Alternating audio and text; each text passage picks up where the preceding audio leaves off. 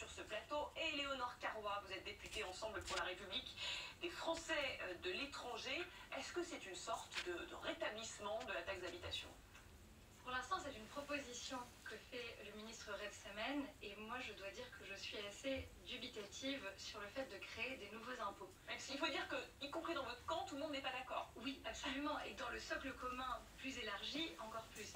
Moi je pense qu'il faut regarder notre situation de finances publiques et qu'il faut faire deux choses, et deux choses essentiellement. La première, c'est réduire la dépense publique, et la deuxième, c'est s'assurer que les Français travaillent plus longtemps, travaillent plus justement aussi, et qu'on intègre aussi une dimension de justice sociale, ça j'en suis convaincue. Mais de là à créer des nouveaux impôts, même si on nous dit qu'ils sont modestes, qu'ils sont limités, qu'ils ne vont pas s'appliquer pendant très longtemps, je vous dis, moi c'est vraiment pas la solution que je préconise. Benoît Perrin, il dit que c'est pour faciliter la vie des collectivités locales. En fait, on a l'impression de rejoindre un mauvais film, c'est-à-dire une mauvaise série américaine qui est finalement toujours la même. C'est-à-dire qu'on nous dit au début, vous inquiétez pas, on va faire des économies, il n'y aura pas d'augmentation d'impôts. Et en fait, la chute, c'est toujours la même. L'année dernière, on nous avait dit qu'on va faire un effort d'à peu près 50 milliards finalement. Ça n'a été que de 30 milliards. Cette année, on nous propose, on va dire, ils vont essayer de faire 40 milliards. Si ça se trouve, il y en aura beaucoup moins.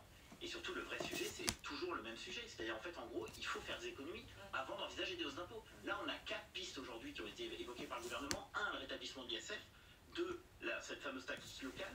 3, la suppression de certaines niches fiscales. Donc, 3 augmentations d'impôts. Et puis, une mesure d'économie qui est en l'occurrence les agences, sachant que les agences d'État, dont on sait qu'elles sont très nombreuses et qu'elles fonctionnent quasiment sans contrôle, mais la difficulté sur ces agences d'État, c'est que on a déjà vu avec François Hollande, quand on regroupe des régions, malheureusement il n'y a pas forcément d'économie à la clé, là ça risque d'être la même histoire. C'est-à-dire que si on ne nous explique pas concrètement comment les fusions d'agences vont générer des économies, on va se retrouver avec finalement une masse salariale égale à celle d'aujourd'hui. Écoutez le coup de gueule de Xavier Bertrand sur notre antenne ce matin.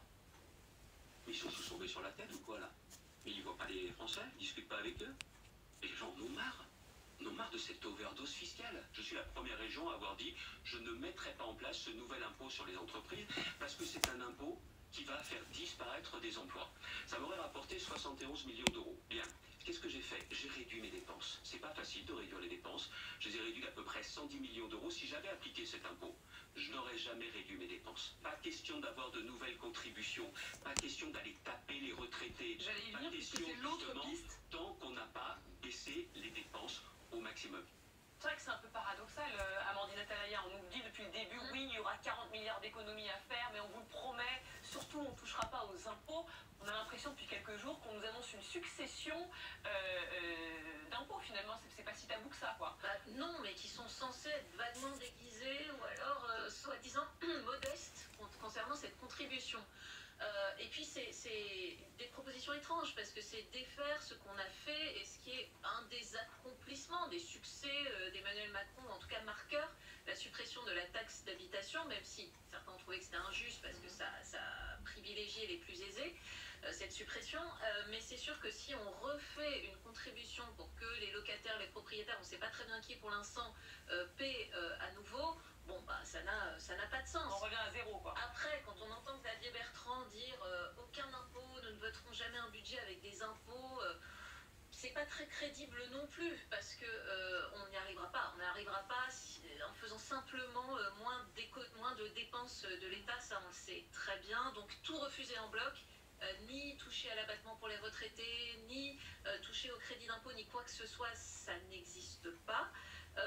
Il va falloir à un moment donné entendre le gouvernement un peu plus précisément aussi, parce que pour l'instant c'est bien beau de nous avoir dit 40 milliards d'euros d'économie, mais on ne sait pas comment. Et à chaque fois qu'on leur pose une question précise, ils nous répondent c'est sur la table, mais on ne sait pas. Donc il va falloir quand même savoir avant l'automne. Question d'ailleurs.